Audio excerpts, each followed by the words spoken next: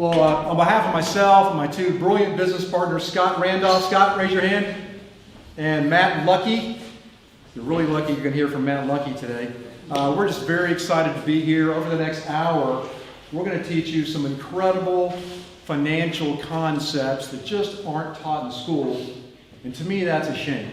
I was a finance major like Darin at UGA. And over the next hour, Scott and Matt are going to teach some principles in this book called How Money Works, Stop Being a Sucker that should probably be taught in middle school, if not high school at the latest. And just curious, by show of hands, how many of you have ever even heard of the Rule of 72? Okay. Okay, at least that was a very small number of hands, by the way.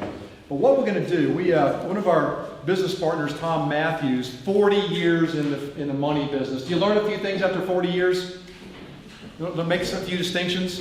He always wanted to write a book called How Money Works. And what I love about this book, and my partners love about this book, is that it's not a 500-page tome of financial jargon written for geeks like me and Darin and Matt and Scott.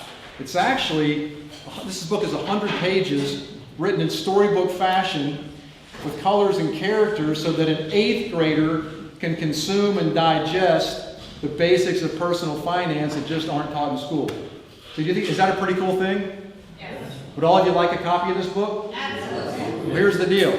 It's always a deal, right? You can buy it on Amazon for $17, or you can get it from us after the class for free. Which would you prefer? Free. Free? We've got some money people in the room. Money's better.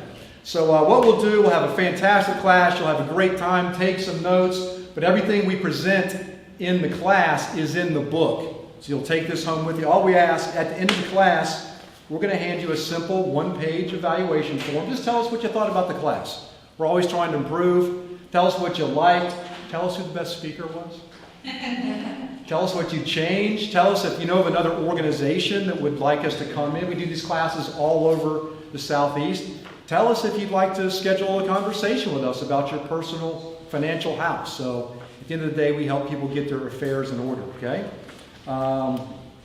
With that being said, so Scott Randolph, he's going to come up and do the first half of the class. He's going to talk about financial concepts from 30,000 feet.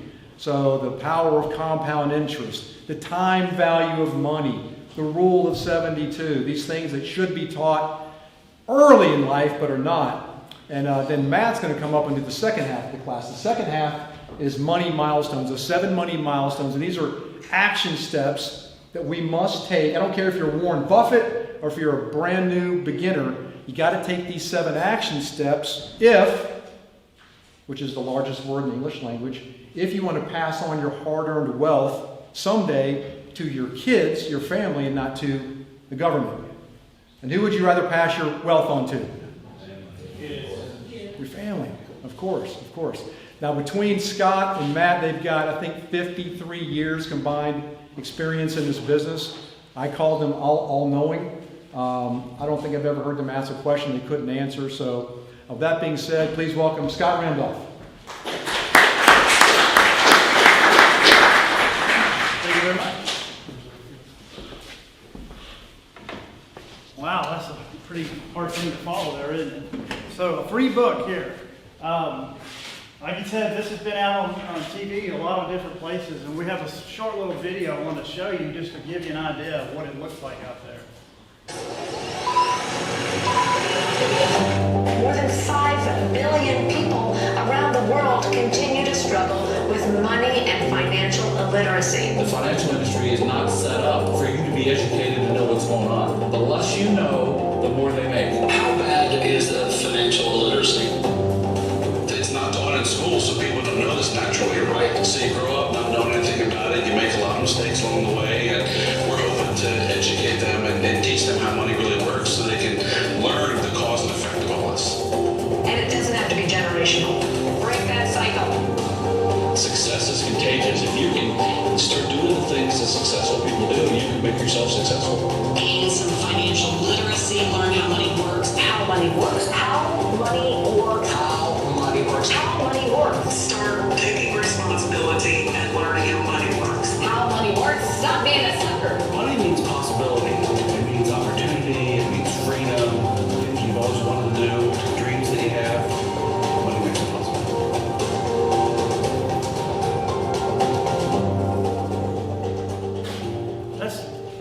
crazy.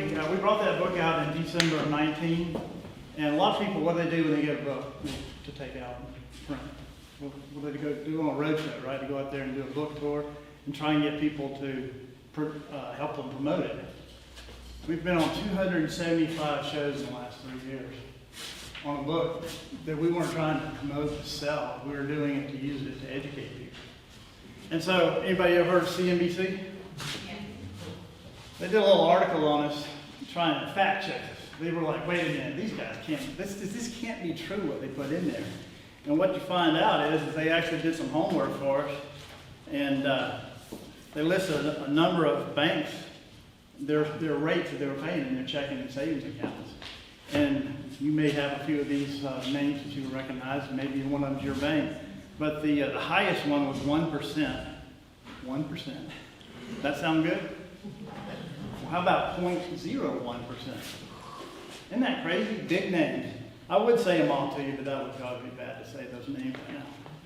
But this is really speaks to the fact that it is being received really well all across the country. It's because people really want to know about this information. You may not have heard of us, but you've heard of all these TV shows, haven't you? ABC, NBC, Fox, and so forth. They're all asking us to come on and do an interview about this book because they understand it doesn't sell anything. All it does is educate people, which is unique. So a lot of people are taking a look at it. And as Glenn said, this book is different.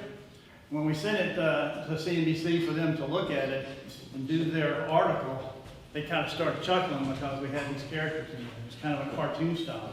As Glenn said, it's a storybook way of telling it. The reason why we did that is we wanted to make it where young people could understand it as well.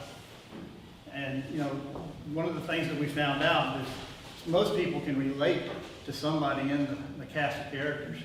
Anybody here in real estate? Quite a few. Sarah down here in the bottom, the red hair, she is a real estate realtor in the book. So it's really kind of neat. So we talk about a lot of funny things and trying to be a little bit in your face. The byline for the book is "Stop being a sucker." That might sound a little brash, right? Wait a minute, being a sucker? What are you talking about? Well, it says, think like the wealthy, not a sucker. Quote here from Benjamin Franklin. Everybody's heard of him, right? It says, an investment in knowledge pays the best interest. Makes sense, doesn't it? Everything that you can learn and get better and make yourself better is important. So how your money works is a pretty good subject. And saying quit being a sucker, it sucks out your time, your money, everything that you're trying to do if you don't understand how money works. Probably what's going to happen during this is you're going to get a little bit mad when you find out what's been going on out there, and then you might be a little bit happier when you understand how it works. So as Glenn said, we're going to divide the presentation into two parts. I'm going to go over a few what we call basic strategies or understanding how money works, and then we're going to bring Matt up to tell you what are the action steps you need to take. So if you go to a class or take some sort of educational class or something like that, and if you don't do anything and implement it, where are you? You're right back where you were, right? So anytime you learn something new, you need to implement it. So as the woman in the video said, financial illiteracy is really bad. She said 5 billion people are financially illiterate in this world. Does anybody know how many people there are in the world?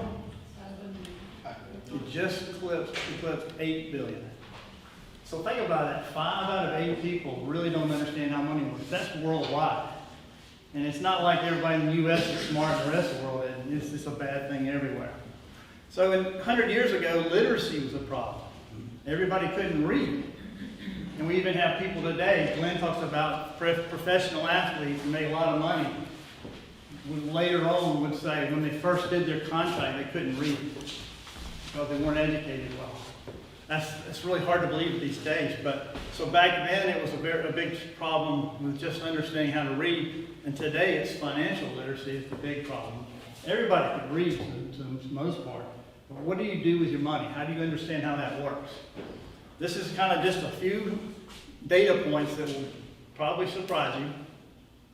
44% of Americans cannot cover a $400 emergency. When I say can't cover it, I mean they don't have the money. So they're a couple of flat tires away from being broke, right? So they maybe probably use a credit card to pay for it, which, what does that do for you? It gets you in debt. So speaking of credit card debt, $9,333 is the average debt that people have carrying over on credit cards.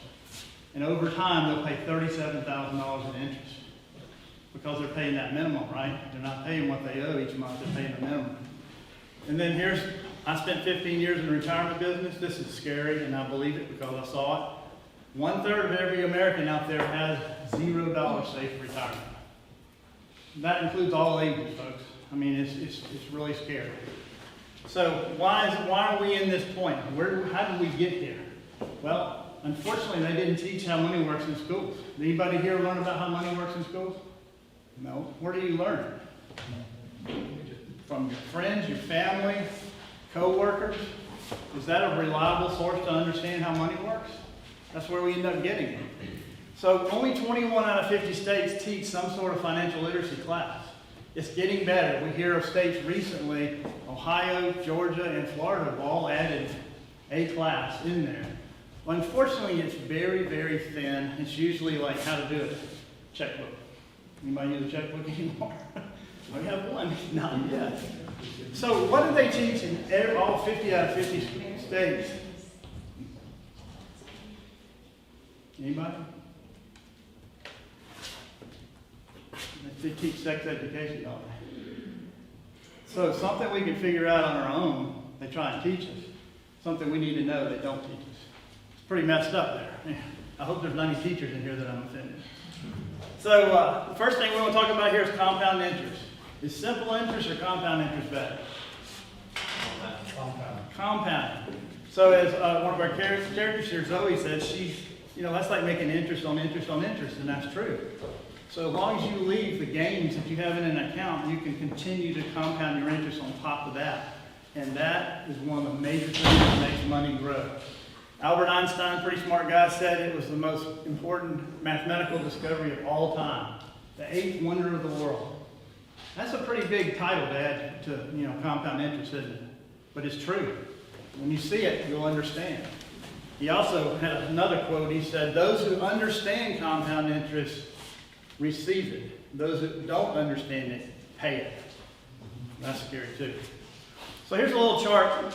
Give you an example of how different rates of return matter when you have an investment account. What we're going to do is assume someone that's young, 25 years old, saving for retirement. They're going to put $178 per month away through that entire time. We're going to look at the difference the rate of return makes. Now, first off, $178 a month in that length of time is about $89,000 over that length of time. That's all you put in there. If you had a 1% rate of return, you'd have $111,000. Anybody ready to retire with $111,000? I didn't think so. Well, if you move up to the orange, that's a 6% rate of return. They would have $404,000, 4 times more. All you went was from 1 to 6%. That's pretty cool. What if you only got, when you got 3% more? So you went half again more interest rate, 9% would get you to $1 million. It's the same length of time, same amount of money put in there, it's a different rate of return. So if you're working with a client and they're looking at a mortgage, does it matter whether it's a 5 or a 4 3/4 rate? Absolutely, over 30 years, it's huge. It's the other way around for you when you're growing money. The same thing goes into effect there. You want to get the best rate you can. So the time value of money, what in the world does that mean? Is it easy to grow money real fast? In real estate it is, right? It depends. Depends, that's right. So the 3 steps you need to do to take advantage of the time value of money, start right now, because you can't start from yesterday, right? You can wait until tomorrow, but you just lose another day. Save on a regular basis and be patient. It's going to take time. If I can go back to this graph, when was the most growth in this situation? The last 5 or 10 years, right? So those people that want to retire at 65 and they're 55 and they don't have $1 million and they're freaking out, they need to calm down, because that's the time they have to make the most money, if they started early. So let's talk about starting early. We have I call a brother and sister here, twins, George and Sarah, and they both started at 22. They got out of college and said, we need to go ahead and start saving for retirement. Dad says we need to put money into a 401k or an IRA. So Sarah does it and George doesn't. Imagine that. So Sarah says, I'm going to put $4,000 a year away, and she does it from 22 to 30, and it just stops. I don't know why she stopped. Maybe she started a career, or maybe she stopped a career and she started doing something else, raising a family, who knows. But she only contributes for 8 years, so she puts $32,000 in. George, he kind of had his fun in his 20s, and he waited till he was 30 years old. He does the same $4,000 per year, but he does it the rest of his life, till age 67. So he puts $150,000 in. He's put 5 times as much in as his sister. And look at here, you get to the end, because they're both getting the same rate of return, we assumed it at 9%. She's got 1.4 million and he's got 1.3. How is that possible that she has more money than him? The time value of money, right? She had that 8-year head start.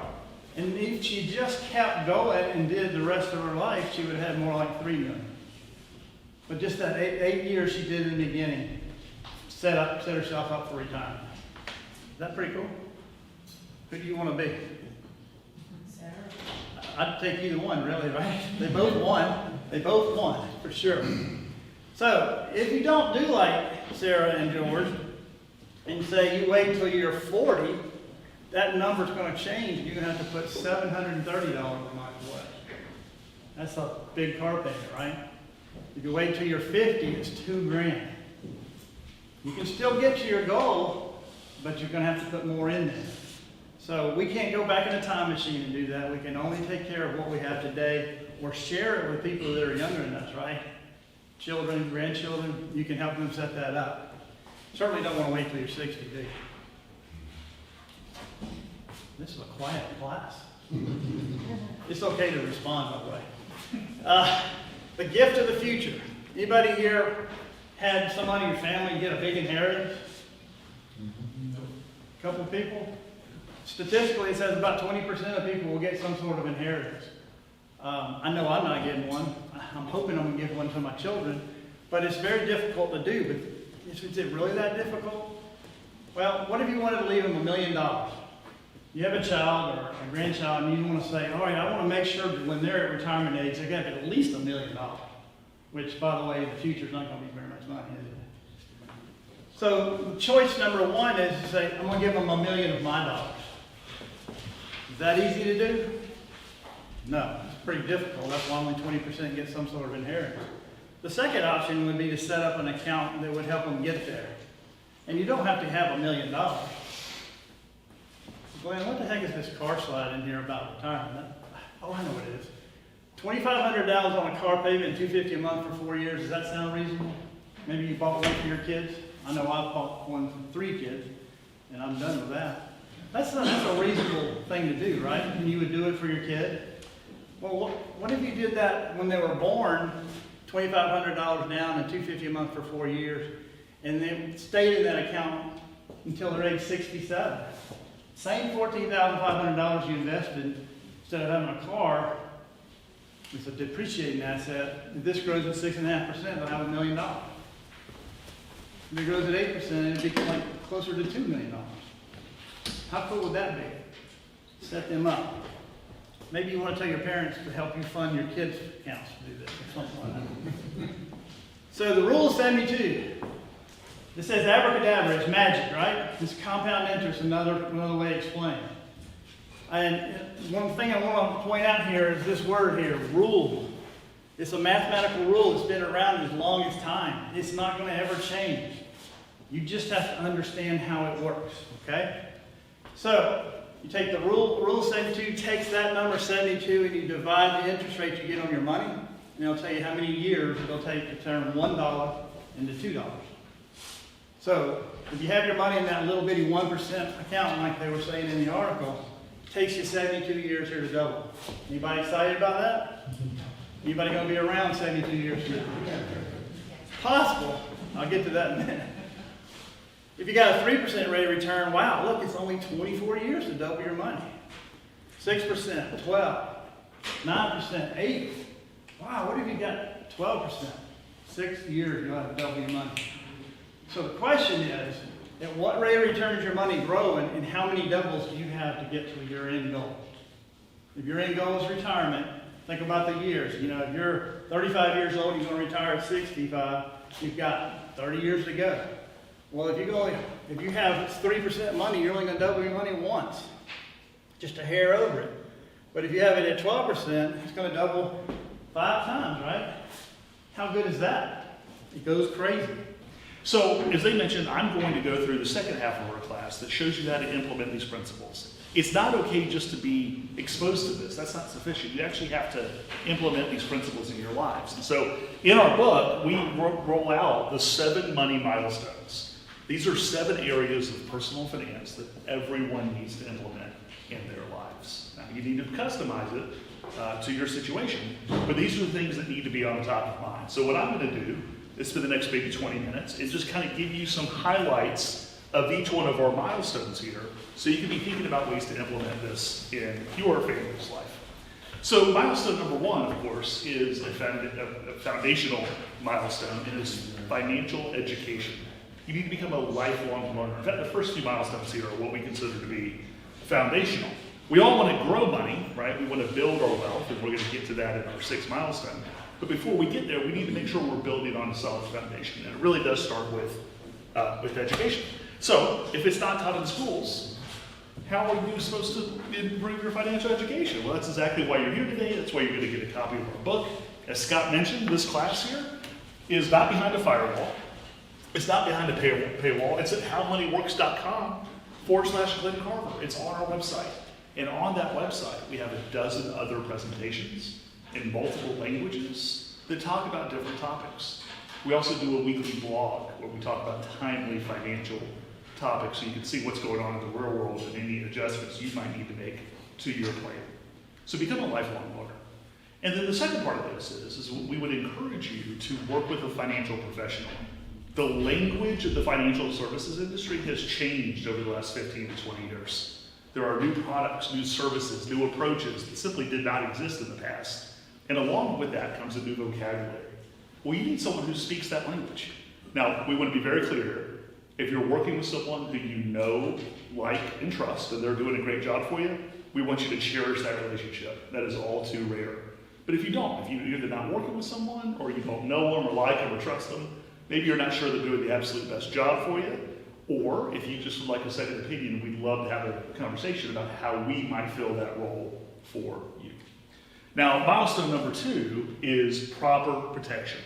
You need a plan that will complete itself if you're not around to complete it. And that starts with life insurance. We see on the screen here that only 59% of Americans have any life insurance at all, and half of them don't have enough. So it's a very misunderstood topic. So when it comes to life insurance, we get 2 major questions. The first one is, how much life insurance do I need? Now, of course, this is a very personal decision. It depends on your exact circumstances. But there is a general rule of thumb here. You should start with a baseline approach of about 10 times your annual income. So figure out what you make, multiply it by 10, and that's your starting point. And then you simply adjust upwards or downwards based on your situation. Factors like how old you are, how much debt you have. If you're a self-employed business owner, you may have some debt that needs to be taken care of if something happens to you here. The biggest one here, of course, is the number of kids you have. If you have a bunch of kids and they're young, you need a lot more insurance than someone who doesn't have any kids at all, right? Or if your kids are older and already out of the house. So start with 10 times income and then adjust upwards or downwards. Now, once you figure out how much insurance to buy, then the next question is, okay, well, what kind of insurance should I buy? Do any of y'all know any insurance salespeople? Yeah, okay, I know. Everyone always chuckles, right? Usually there's some good characters there. So there are 2 major types of insurance. There's term and permanent insurance. Do you know which one your friend likes to sell? The people y'all know? It's usually one or the other, right? So we have one of the characters in the book here who's getting bombarded from different friends of his, different advisors. Half of the industry only sells term insurance, and they think you'd be an idiot to buy permanent insurance. The other half only sells permanent insurance, and they think you're an idiot to buy term insurance. So the question is, who's right? And the answer to that, of course, is neither one of them. Both types of insurance exist for a reason, and you just have to figure out which one makes the most sense for you in your situation. So in the book, we describe the financial X-wave that shows the normal trajectory of someone's life. So when you're young, you're young. You just haven't had a lot of time to work. You haven't had a lot of time to save or invest. And unless you're one of the lucky people who inherited a lot of money, you probably don't have a lot of wealth. But you may have a lot of responsibility during that time. You may have a new relationship, a new spouse, you may have a young kid, you probably have a mortgage. So you've got a lot of responsibility that you need to protect with very little money with which to protect it. Well, this is exactly where the term insurance sweet spot exists. So term insurance is just that. It is enforced for a certain length or term, usually 10, 20, or 30 years. And if you die during that period, your family gets a big old tax-free death benefit.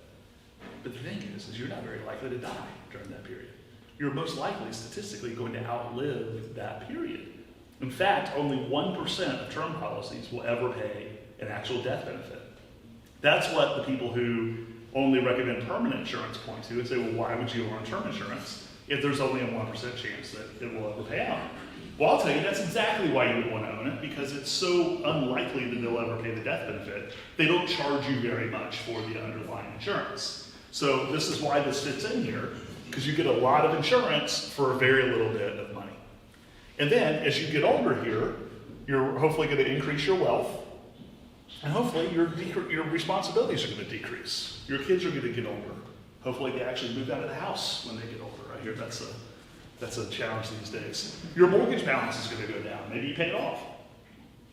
So you're going to have less responsibility to insure over time. It doesn't totally go away, but you have less responsibility here. And you're growing more wealth. And if you use permanent insurance, this is actually where it can help you grow more wealth down the road. So permanent insurance is the opposite of term. Instead of only being in place for a certain number of years, permanent insurance is designed to stay in force for your entire life, where you literally cannot outlive the policy. So you know you're going to get something in return for your premiums, and the insurance company knows that they're actually going to have to pay the death benefit. So you have to pay more on a monthly or annual basis for these types of policies. But along with that comes the opportunity to take advantage of other approaches. You can actually invest in the stock market on a risk-free basis through new life insurance policies. The death benefit is tax-free, but so is access to cash. It's one of the few ways you can actually grow money on a tax-free basis and take money out in retirement tax-free. We're going to talk a lot about taxes here in a little while. And then the element that really appeals to me is that this is by far the best way to plan for a long-term care scenario. How many of you know someone who is affected by long-term care? Most people? Yeah. Now, there's unfortunately a good reason for that. 70% of us will need long-term care at some point in our life. So it's very likely that it's going to happen. Now, if you're like me, when you hear long-term care, you probably just think of an old lady in a nursing home. And certainly that is an example of long-term care. But Hector up here, that tells us that 37% of people who receive long-term care are under the age of 65. It's not just for old people, because accidents and injuries and COVID and whatever else is around the corner next happens in life. So it's not just for old folks. But the big number here is 70% likelihood you're going to need it. If you do need it, it is amazingly expensive. A nursing home is $100,000 a year. If you're in a nursing home, you typically stay in a nursing home for about 2.5 years. So you're looking at $250,000 out of pocket expense. What do I mean by out of pocket? It's not covered by health insurance. It's not covered by Medicare. It's up to you and your family to pay for this. Now, most care actually takes place in the home, where it's half the cost, but there's a trade-off there. If you're at home, you last longer, you're in better shape, and so you actually have a length of claim of about 4.5 years. So it's half the cost, but you do it for twice as long. So either way, the way I would encourage y'all to look at this is that each of you has a 70% likelihood of $250,000 out-of-pocket expenses for long-term care. So it's a huge, huge threat. So the question is, how do you plan for this? Well, the old way of doing it is to buy a traditional, standalone, old-school long-term care policy, which has a lot of downsides. I'll just maybe hit 2 of them here. One of them is something I've already said. If there's a 70% likelihood you're going to need it, Well, that means there's a 30% chance that you won't need it, right? So you run this 30% chance of wasting all this money on something for which you get nothing in return. The other problem is that they raise rates on existing policyholders. In Georgia, they can do that every 3 years. And companies that you've all heard of have raised rates by 40% on policyholders in Georgia. So you don't know if you're ever gonna use it, and you don't know how much it's gonna cost you. Those are two really good reasons not to buy regular long-term care. The good news is that these new permanent life policies actually allow you to use that life insurance to cover the threat of long-term care. So they don't raise rates on you. And anything you don't use for long-term care goes to your family in the form of a death benefit. It's an absolute game changer in the financial world, and it's something you all should all pay attention to. I'm actually writing a book on this because this is so misunderstood, and we're very passionate about getting this message out there. Okay, so enough about insurance. So milestone number 3 is emergency fund. You need to make sure that you have money set aside for an emergency fund. And there's a rule of thumb here as well. The rule of thumb for an emergency fund is to have 3 to 6 months of your income saved for an emergency. Now, if you're self-employed, if you're in a cyclical business, you might need more than 3 to 6 months, right? So you might want to have a little bit extra saved. So it's pretty easy to figure out how much you need to have saved in the form of an emergency fund. And then you simply apply 2 rules. The first one's obvious. It's an emergency fund, only use it for emergencies. Ladies, a shoe sale at Macy's is not an emergency. As often as my clients try and convince me that it is in fact not an emergency. So only use it for an emergency. But rule number 2 is kind of counterintuitive. I didn't think this would actually be a thing until I started working with clients. And that is that when you have that inevitable emergency, use that emergency fund. So many people actually save money for a rainy day. The rainy day comes, their AC goes out, and they put it on a credit card so they can get Sky Miles or something, and they rack up more debt. So having an emergency fund is amazingly important. If you don't have an emergency fund, you're going to get in trouble from a debt standpoint. For many people, debt is the single greatest obstacle when it comes to being financially secure. Those of you who are in the mortgage and real estate business know this better than I do, so I won't preach too much to you all about the basics of debt. I know you can teach your clients this all the time, but there is one thing that I really want to highlight, and I want to make sure you're telling your clients. And that is the proper use of annualcreditreport.com. Most people actually know that they're entitled to a free annual credit report, but unfortunately what they do is they go on and Google annual credit report, and they get tricked and suckered into subscribing for a credit monitoring service where they get the first couple months free, and then they start getting their credit card hammered for $40 a month for a couple of years till they catch on to it. And they go further into debt when the entire point was to get out of debt in the first place. So make sure they go directly to annualcreditreport.com. It's super important. You all know that 79% of credit reports contain an error.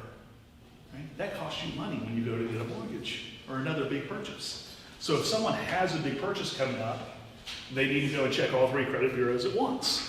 If they don't have a big purchase coming up, then I would encourage people to get in the habit of checking 1 bureau a quarter. I set a reminder on my calendar, and I'll check one credit bureau for each of the first 3 quarters of the year, take the 4th quarter off for the holidays. It is a great way to keep your finger on the pulse of your credit report. It's also a wonderful way to protect against ID theft. A lot of people think that just monitoring their credit score is sufficient there. These criminals have figured out a way to keep your score high while they keep tunning you and stealing your ID. So monitoring annualcreditreport.com is an amazingly important thing to do. One more milestone until we get to the really fun one, which is how to make a lot of money. Milestone number 5 is to increase your cash flow. So this is a boring topic, but everyone needs to make sure that they create a budget and stick to a budget. It used to be really hard to do that. You used to have to be really good at Excel, and you'd have to set aside time on a Saturday morning to get all your bills together and figure out your budget. Well, now, of course, we all have budgeting apps on our phones. There's 3 or 4 really good ones out there. Our favorite one is the one that you'll actually use. We find that some people really gravitate towards one, other people find another one a little bit more easy to use. So download 2 or 3 or 4 of them, play around with them, and see which one really resonates with you. See which one you can see yourself and your family sticking with, and create and stick to a budget. Something else that I'm sure you'll deal with a lot in your industry is making sure that people are paying an appropriate amount for homeowners insurance. And that also, of course, applies to car insurance. So, if you're a really good driver, you should not have a low deductible on your car insurance, because that means you're paying more on an annual basis for your insurance. And that's money that could otherwise be allocated towards longer-term savings, which we'll talk about in a second. Reposition your savings. We've hammered the need to have an emergency fund here, but that emergency fund doesn't have to be dead money. Scott told us that a savings account right now pays 0.09%, which means your money takes 800 years to double. Your emergency fund needs to be liquid, but it doesn't have to be in that type of an account. You can have that money working for you while it's providing you that safety net of an emergency fund. And then another one very in line with your business here is PMI. Make sure your clients drop PMI when they're eligible to. I know some of these new FHA loans won't even let you drop PMI these days, which is super unfortunate, but this is a great sales idea if you're in this industry. Make a note to follow up on your clients, and when you think they're coming close to that 20% equity in their house, give them a call. Say, hey, listen, I was thinking about you the other day, and I wonder if you might be getting close to where you can drop PMI. If you do that, if you save them hundreds of dollars a month, they're going to think of you next time they need a realtor, right? Or the next time they need a loan. They're going to think of you when they need to refer a friend to you. So helping people make sure they drop PMI is a big one. All right, now let's get to the fun stuff. That's step number 6, which is building wealth, probably what y'all came here to focus on. But again, you don't have to go in these milestones in order, but we want to make sure you're thinking about these other foundational elements in addition to building wealth. All right, so how do we build wealth? Well, we have to recognize the 4 major threats to wealth building. Procrastination, which is hands down our favorite form of self-sabotage. Inflation, the impact of losses, and the impact of taxes. So let's talk about this. Has anyone heard anything about inflation recently? I don't think that's... Yeah, I think I saw something in the paper a couple weeks ago about inflation. Inflation's horrible, right? We'll talk a little bit about the current inflationary environment, but let's look at what the average inflation rate is. The government tells us that the average rate of inflation is 2.8% over the last 100 years. Raise your hand if you believe that, right? No one believes that. They have changed the way they calculate inflation so they don't have to pay as much in Social Security. So they understate inflation to us. But let's give them the benefit of the doubt and say that inflation actually is only 2.8% over the long run. Well, the Rule 72 that Scott taught us teaches us that 72 divided by 2.8 is 25.7 years. That means that the value of our dollars is being cut in half every 25 years. So let me get this straight. People save money in an account where their money doubles every 800 years. They turn around and put money on a credit card where their debt doubles every 3.7 years or 3.8 years. And then the value of their dollars is cut in half every 25 years. No wonder people are hurting from a financial standpoint. So it's important for people to outpace inflation. So inflation right now, we're all celebrating that it's in the 6s now on the slide here. It was in the 7s. Can't believe we're celebrating a reported 6% inflation, even though we know that's underreported here. The inflation rate is an average of goods in the economy, and it incorporates a lot of stuff that everyday people don't buy. But when you look at stuff that everyday people do buy, gas and airfare and rent or mortgage payments, and eggs is the big one right now, right? Everyone's having a fit over the price of eggs right now. You can see what the actual inflation rate is for each one of these categories. And what this means is that real average earnings, real meaning after adjusted for inflation, is going down right now. So people have got to find a way to make more money, both from earnings and from investments. So if I tell you this, if I show you what the actual underlying rate of inflation is, and you realize, hey, I really need to outpace inflation and the bank's not doing it for me, where might you take your money to try and invest it over the long term? What are some options? Mutual funds, stocks, right? Real estate's always a good answer for that as well, right? But we have to recognize, and by the way, those are all the right answers, right? Mutual funds, stocks, real estate, those are the ways you want to grow your money. But when you do that, you have to be cognizant of the impact of losses. I'm not saying not to do that, right? You should all be taking risk. with your money, but you need to make sure you understand the impact of the risk of loss when you make your investment decisions. So think about it in an environment where we lose 50% and make 50%. A lot of people look at that and say, well, if I lose 50 and make 50, I'm back to even. That's not how that works, right? If you have 10 grand and you lose half of it, you got 5, and that 50% gain on 5 is only 2,500. So you lose 50%, make 50%, and you're still down 25%. Now that, again, does not mean you shouldn't do this, but you need to do everything you can in order to minimize the impact of losses. So how do you do that? Well, you need to diversify your portfolio, right? We've always heard people talk about this. Right? It's still an important thing to do. Scott brought up some returns from last year. Let me get a little bit more specific here. Last year, the S&P 500 lost 19%. The NASDAQ lost 33% last year. Now, the old school diversification rule is you have some of your money in stocks and some in bonds, and one will zig when the other zags, right? Y'all know what bonds did last year? Bonds lost 13% last year, right? It was the worst year in the history of the bond market. That's why interest rates are so big. And so diversification doesn't work like it used to. There are some new vehicles, some new products, some new services you could use to grow your money and reduce losses. You'll need to make sure you're aware of these vehicles and take a look at them. You can actually dial in how much risk you're willing to take with your money. You can set a floor under which you can't lose any money. You figure out what you're comfortable losing, set that floor, and you still get most of the upside of the market. It's very important for you all to consider those things. Now, the biggest threat to wealth building, of course, is the impact of taxes. How many of you are self-employed in here? No, okay, almost everybody. Did many of you make that transition from employee to entrepreneur? So that's a tough transition. I did that myself, and I gotta tell you, the first year I did that, I was shocked what the tax implications of that was. So when you do that, this is tax season, right?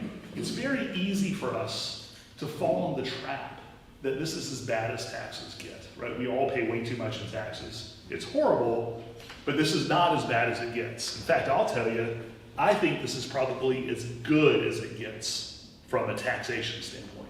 This is the historical tax rate over time here. Right now, our top marginal tax bracket is about 40%. For the majority of the 20th century, it was well over 50%. We've never had the debt and the deficits and the Social Security obligations and the Medicare obligations that we have as a country now. So we're very fearful and we're very confident the taxes will be much higher in the future than they are now. So the question is, how can you avoid taxes? So there's 3 types of accounts. There's tax down, tax later, and tax never. Which one of those is best? Right? Class over, we're done, right? Tax never, don't pay taxes again, we're done. That is easier said than done. So let's kind of walk through these a little bit and think about it. Now we know that tax now accounts don't work. The problem with that is you don't get to harness the power of compounding because you have to take money out of your account in order to pay taxes on that money. And as Scott told us, compounding is interest on interest. Well, if you're taking that interest out to pay taxes, you ain't getting any compounding, right? So we know that's not the way to go. So that brings us down to tax later and tax never. Imagine you're a farmer. This is a super corny analogy, but it actually really works. This is another one to teach your kids. Imagine you're a farmer and you're in the field in the early spring and you're planting the field for the upcoming season. And the local tax man pulls up and says, "Business farmer, I'm going to give you a choice this year. Would you rather pay taxes that are based on the weight of the seeds you're planting in the ground today, or would you rather pay taxes based on the weight of the harvest that you're going to take out in the fall? Which would you pay taxes on?" How hard of a question is that? How stupid of a farmer would you have to be to want to pay taxes on the crop and not the seed? Well, unfortunately, when it comes to retirement, this is not the way the financial services industry couches this term. They say, hey, do you want a 401k? Or for a lot of self-employed people, it's a SEP IRA or a simple IRA or something like this. This is an example of a tax later account. So you do get to avoid that problem of taxation now. So your money does grow and compound over time without the impact of taxes. But the problem with these tax later accounts is that they're just that, they're tax later. They're tax deferred. And what you're doing is you're deferring taxes into 2 environments. One is your money's going to grow, so you're paying taxes on the weight of the crop, not the seed. And as I said earlier, tax rates themselves will probably be much higher in the future. So a tax-deferred account like this, while better than nothing, and in some people's cases, it is the way to go. I don't want to say that they're never appropriate, but most people are setting themselves up for a really bad surprise when they hit retirement to have a tax-deferred account. So the question is, how can we pay money on the seed money? How can we pay taxes on the seed money and then never pay taxes again? Well, it turns out there's 3 ways to do this. There's a subset of government bonds called municipal bonds that are really good if you're really old and really rich. They pay a small rate of return, they're fairly safe, and they are great ways to avoid taxes once you're already rich, but they're not great for accumulating money and growing money. Option number 2 is a Roth IRA, which is absolutely the answer here. Roth IRAs are the holy grail of investment taxation. If you can do a Roth IRA, do a Roth IRA and max it out. The money you put into a Roth is after-tax money. It grows without you paying taxes on it, and you get to take out all of that money tax-free as long as you wait till you're 59 and a half. It's the holy grail of investment taxation. Now, unfortunately, there are some limitations to a Roth IRA. There's 4, I think I'll just hit 2 here. One is the contribution limitation. You can only contribute $6,500 a year to a Roth. Many of you need to be saving more than $6,500 a year, but it's a heck of a good start, right? Absolutely the thing to do if you can do it. If you're over 50, that number jumps from $6,500 to $7,500. The second limitation, though, is a big one. It's going to get most of y'all, and that's an income limitation. If you make too much money, you can't put a penny into a Roth IRA, much less $6,500. And it's not that big of a number. If you're single, they start phasing out your ability to contribute at around $140,000 a year. And if you're married, it's about $208,000, $210,000, where they start reducing how much money you can put in. And if you make a little bit more than that, you can't put a penny into a Roth IRA.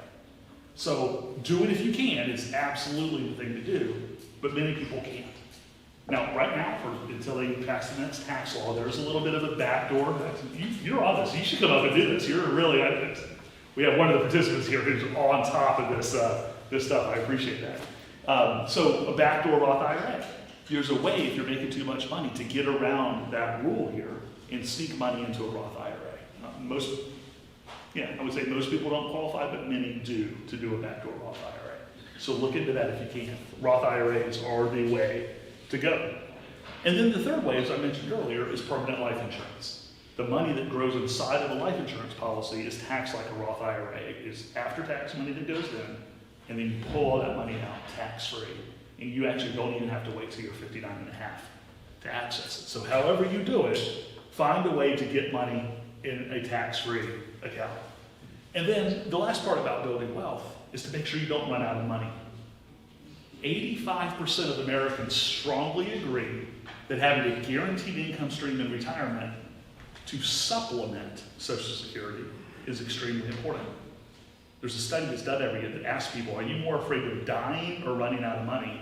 And it turns out more people are afraid of running out of money than they are of actually dying, right? So this used to be taken care of by pensions, right? It used to be that you work at the same company for 30 years and you get a gold watch and you retire and you get a pension plus your Social Security and you're good. Any additional money that you saved was just gravy on top of that. How many of y'all have a pension?